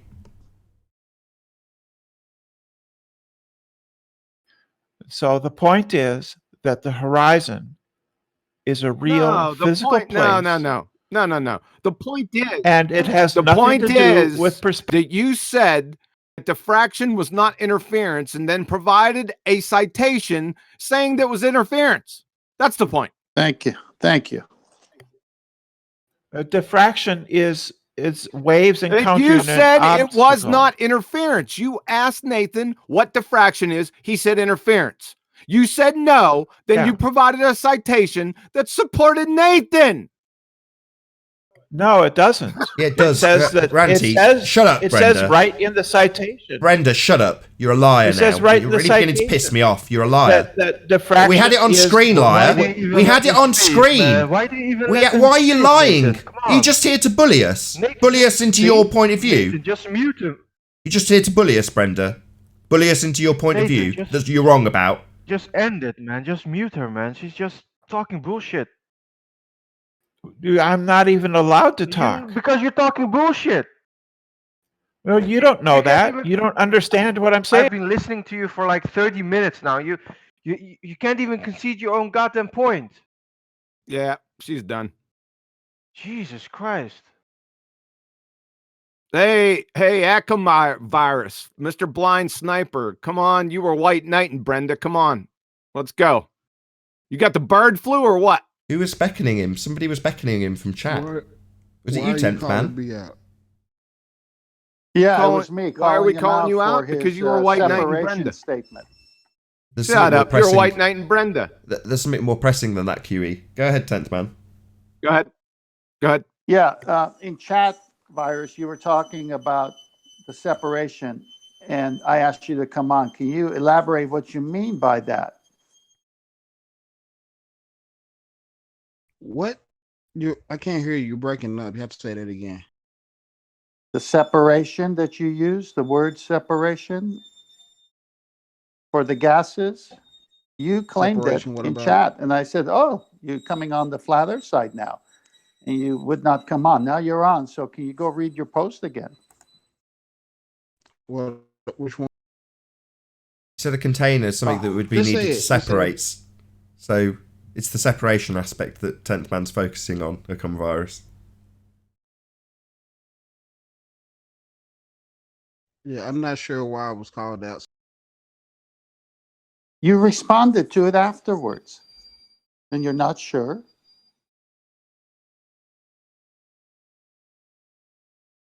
I'm not understanding why I was called out. Oh my God! said- Is diffraction I said interference? when- No, it's something No, it had else. nothing to do with diffraction. It had to do with From what cooking a from what turkey. I read, Everyone stop diffraction usually rumpusing comes 10th man. with I just want 10th man to consistently lay out the situation to a cum virus.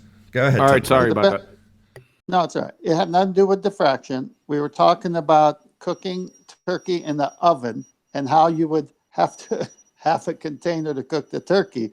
And Virus came on and says, yes, you need that because and then he posted it. And I said, well, doggone it. He's arguing our point here. Oh, you're talking about okay, I see what you're talking about. You're talking about the post on the YouTube channel.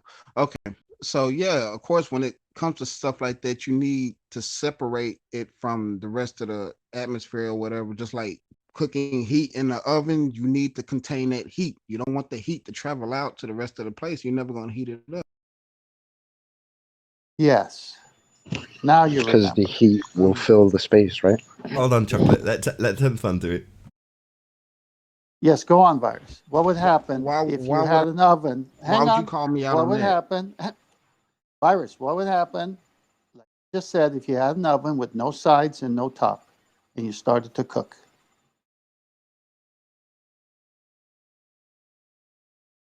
What with no sides and no top?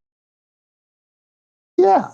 And let's say that your turkey was at a distance from that fire to where it wasn't contained. What would happen? If what? Hold on. If what wasn't contained next to the fire? Okay. Have you ever been camping where you have a fire and it's close to the ground, and on the ground you made a pit, and then you put your rotisserie game, chicken, whatever that you're cooking, real close to that fire so that it can cook it. All right. That's the only way you can do it in an open place. But where's that heat going? Into the atmosphere. Thank you. So if you have the oven and you were in your house, can you cook a turkey without the oven, with the container that the oven provides? You said no, you need it, or else the heat would what? Never cook it, Go into right? your You house. just said that, right? Yeah. Okay. So now you want us to believe that Earth is this little dot in the vacuum of space, 10 to the minus 17 torr, and we have this atmosphere. Where's that going if it's not contained?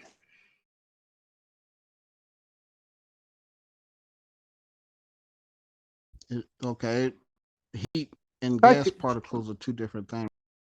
No, hang on. Try cooking your turkey in the Hold on, 10th vacuum. man. Sorry. You're saying, yeah, they are different things.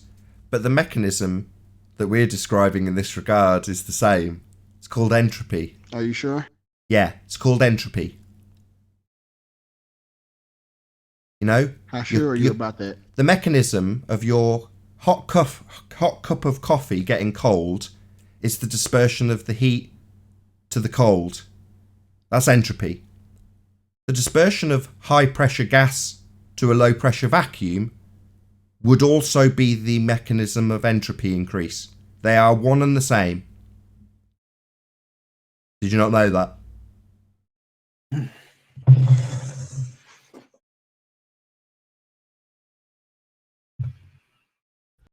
But yeah, heat and gas aren't the same though. No. So it doesn't That's not the apply. That's not what I said. Virus. The point is, can you cook a turkey in the vacuum of space?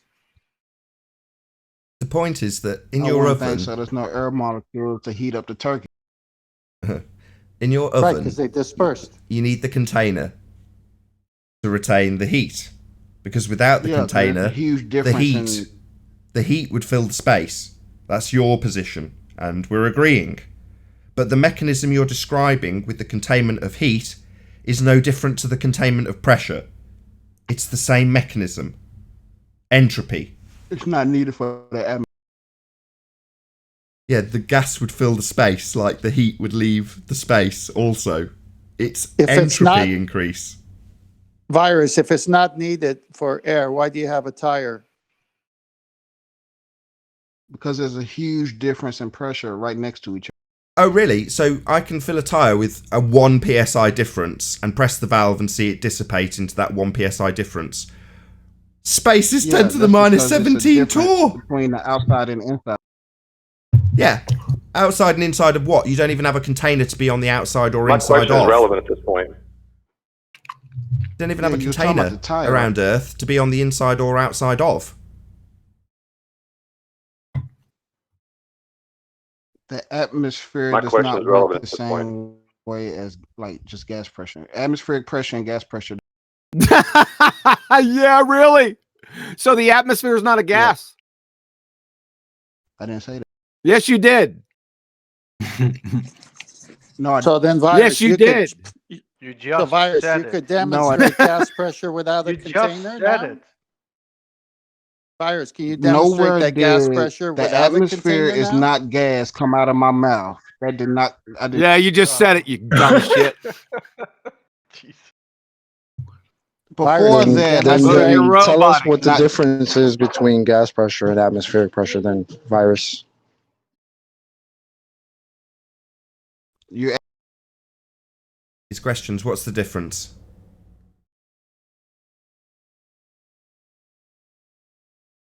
hold on. Let me join. Let me switch my Wi-Fi. We can't wait. Yeah, I'm going to round up the show in a moment.